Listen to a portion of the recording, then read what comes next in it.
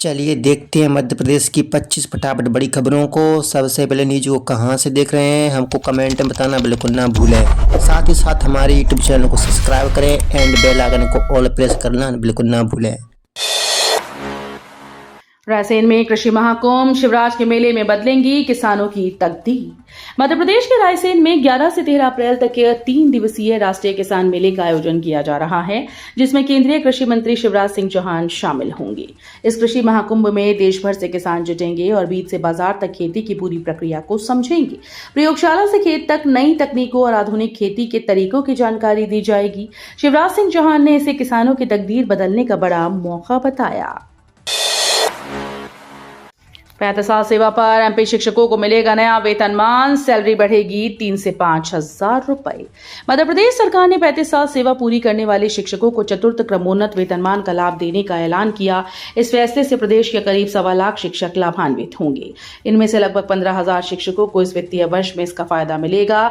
इस नई व्यवस्था के लागू होने के बाद पात्र शिक्षकों की मासिक सैलरी में 3 से 5 हजार रुपए तक की बढ़ोतरी की जाएगी। एमपी में पीएनजी कंपनीज को फायदा, खाड़ी युद्ध के नाम पर रोड कटिंग फीस में राहत। मध्य प्रदेश में पाइपलाइन के जरिए घरों में गैस पहुंचाने वाली कंपनीज को खाड़ी युद्ध के नाम पर बड़ी राहत दी गई। सामान्य नीति के अनुसार कंपनीज को डामर रोड कटिंग पर 32 लाख और कंक्रीट रोड पर करीब 60 लाख रुपए प्रति किलोमीटर जमा करने होते हैं, लेकिन अब जून 2026 तक 3 महीने का राहत अवधि तय किया गया है।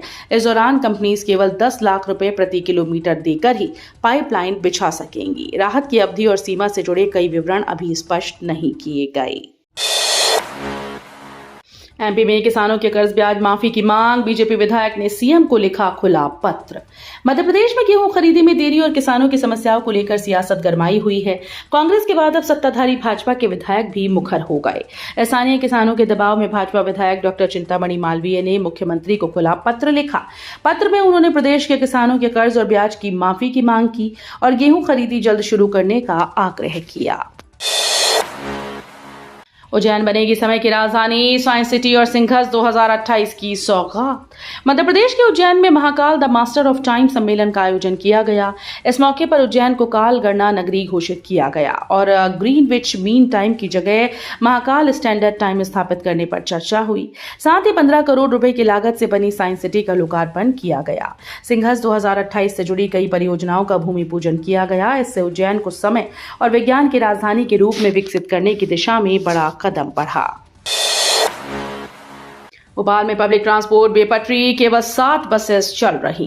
भोपाल में पब्लिक ट्रांसपोर्ट की स्थिति लगातार खराब होती जा रही है। राजधानी में इलेक्ट्रिक बसेस के इंतजार के बावजूद शहर की सड़कों पर अब सिर्फ 60 बसेस संचालित हो रही हैं। 2 साल पहले तक लगभग 350 BCLL बसेस लोगों को सुविधा देती थी, लेकिन अब ये संख्या घटकर महज 60 रह गई।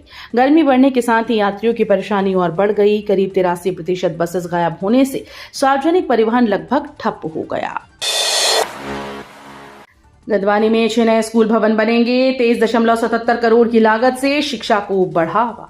गंदवानी विधानसभा क्षेत्र में शिक्षा के बुनियादी ढांचे को मजबूत करने के लिए 6 नए उच्चतर माध्यमिक स्कूल भवनों का निर्माण किया जाएगा। इन भवनों पर कुल 23.77 करोड़ रुपए की लागत आएगी। ये स्वीकृति नेता प्रतिपक्ष और स्थानीय विधायक उमंग सिंघार के प्रयासों से मिली। नए भवन उन स्कूल के लिए बनाए जाएंगे जिनके पास अपना भवन नहीं या तो जर्जर इमारतों में जो संचालित हो रही हैं। विधायक ने कहा कि यह कदम क्षेत्र के विद्यार्थियों के लिए बेहतर अधोसंरचना और गुणवत्तापूर्ण शिक्षा सुनिश्चित करेगा। एमपी में फिर मिलेगा मिट्टी का तेल, रसोई गैस के विकल्प के तौर पर केरोसिन। मध्य प्रदेश में रसोई गैस के विकल्प के रूप में केरोसिन यानी मिट्टी का तेल फिर उपलब्ध होगा। 5 साल बाद ये व्यवस्था मांग के आधार पर लागू की जा रही है।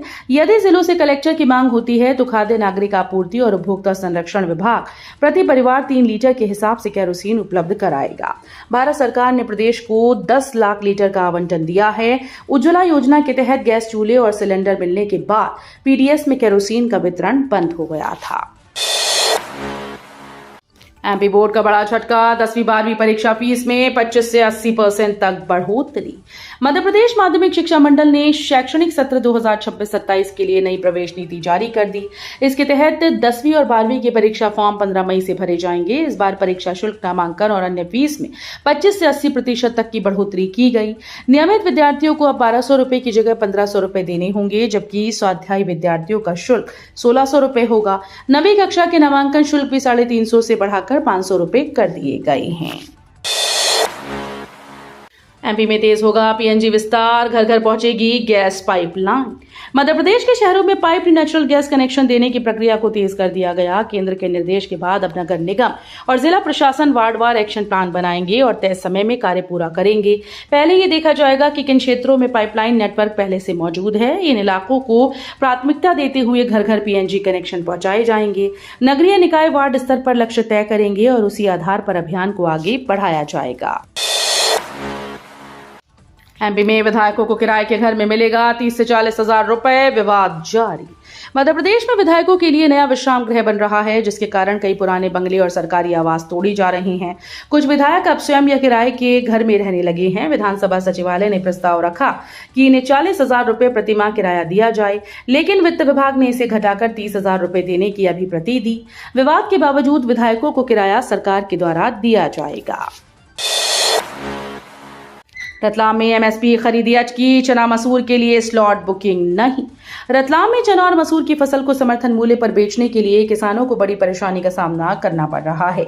1 अप्रैल से 10 अप्रैल तक खरीदी होनी थी, लेकिन अब तक स्लॉट बुकिंग नहीं हो पा रही। पंजीयन कराने वाले किसानों को पोर्टल पर उपार्जन केंद्र ही नहीं दिख रहे, जिससे वे अपनी फसल बेच नहीं पा रहे।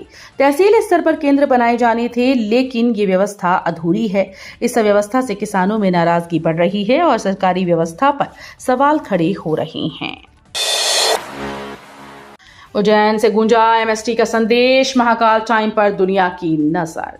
उज्जैन में Mahakal the masters of time अंतर्राष्ट्रीय सम्मेलन का भव्य शुभारंभ हुआ, जिसमें केंद्रीय शिक्षा मंत्री धर्मेंद्र प्रधान और मुख्यमंत्री मोहन यादव शामिल हुए। इस दौरान 15 करोड़ से अधिक लागत से बने विज्ञान केंद्र का लोकार्पण किया गया। सम्मेलन में महाकाल स्टैंडर्ड टाइम यानी एमएसटी को वैश्विक स्तर पर स्थापित करने पर चर्चा हुई।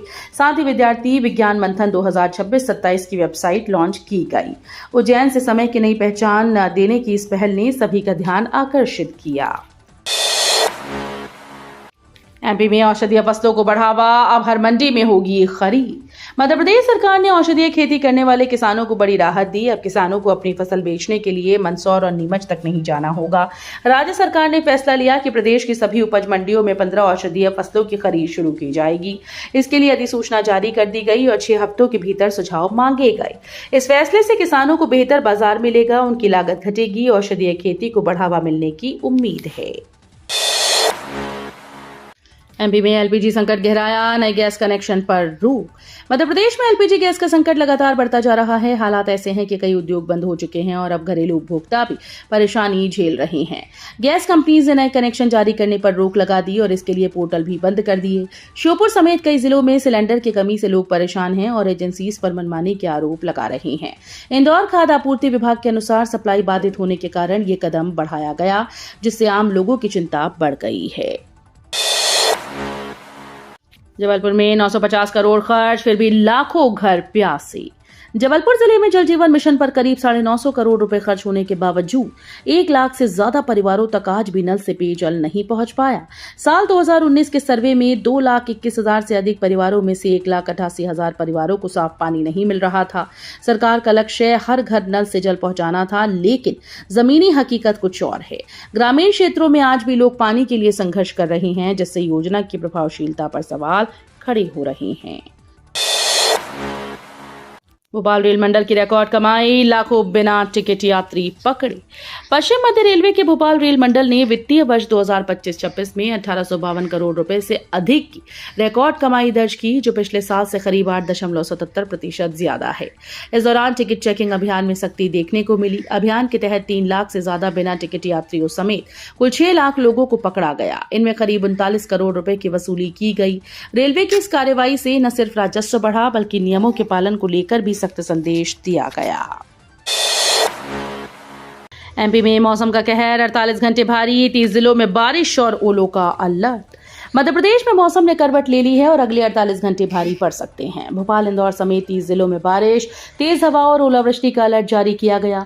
मौसम विभाग के अनुसार प्रदेश के आसपास सक्रिय प्रेरित चक्रवात का असर बना हुआ है, जिससे नमी बढ़ रही है।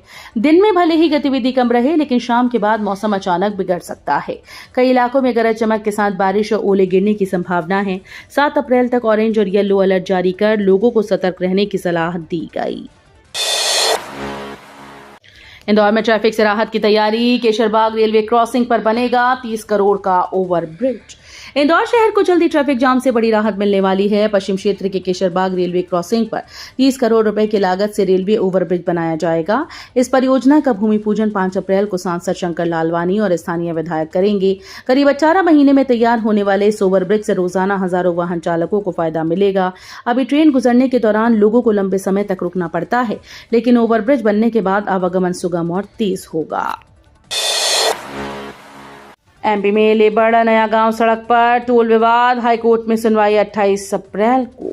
मध्य प्रदेश के स्टेट हाईवे 31 लेबर से जावरा और जावरा से नया गांव पर टोल वसूली का विवाद हाईकोर्ट में पहुंच गया है। जनहित याचिका में बताया गया कि लागत से कई गुना ज्यादा टोल लिया जा रहा है।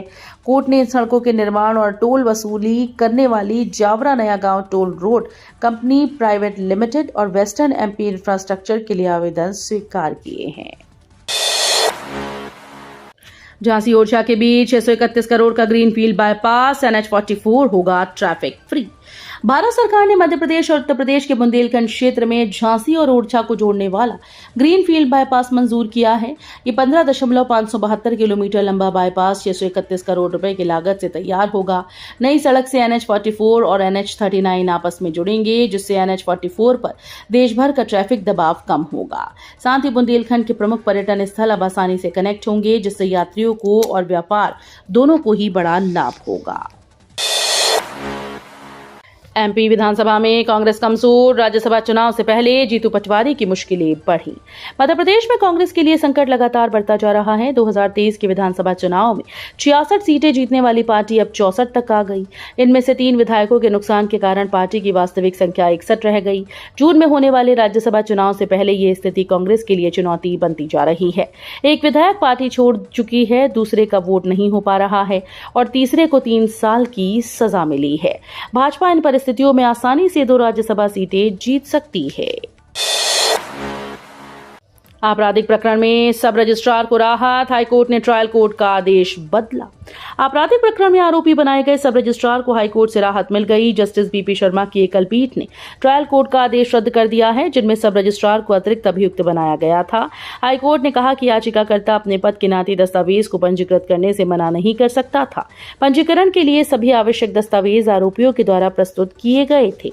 इस आदेश से सब रजिस्ट्रार पर से आरोपों का दबाव हट गया है। ओबीसी आरक्षण मामले में 27 अप्रैल से एमपी हाईकोर्ट में नियमित सुनवाई। मध्य प्रदेश में ओबीसी आरक्षण को लेकर सुप्रीम कोर्ट के द्वारा ट्रांसफर किए गए मामलों की सुनवाई 27 अप्रैल से एमपी हाईकोर्ट में नियमित रूप से होगी। कमलनाथ सरकार ने ओबीसी वर्ग का आरक्षण 14 से बढ़ाकर 27% किया था, जिस पर विवाद उठे थे। चीफ जस्टिस संजीव सचदेवा और जस्टिस विनय सर्राफ की डिवीजन बेंच ने सुनवाई का समय दोपहर 12:30 बजे निर्धारित किया है। इन मामलों में 87-13% आरक्षण विवाद की भी सुनवाई शामिल होगी। राजेंद्र भारती की विधानसभा सदस्यता समाप्त, अध्यक्ष बोले कानूनी प्रक्रिया पूरी। दतिया से विधायक राजेंद्र भारती की विधानसभा सदस्यता समाप्त कर दी गई है, क्योंकि न्यायालय ने उन्हें 3 वर्ष की सजा सुनाई थी। विधानसभा अध्यक्ष नरेंद्र सिंह तोमर ने मीडिया से बातचीत में कहा कि कार्यवाही पूरी तरह कानूनी प्रक्रिया के अनुसार की गई। उन्होंने स्पष्ट किया कि लोक प्रतिनिधित्व अधिनियम 1951 की धारा 8 के तहत 2 वर्ष या उससे अधिक की सजा मिलने पर जनप्रतिनिधि स्वतः अयोग्य हो जाता है। वीडियो अच्छी लगी तो वीडियो करिए लाइक एंड चैनल को सब्सक्राइब कर बेल आइकन को और प्रेस कर लीजिएगा।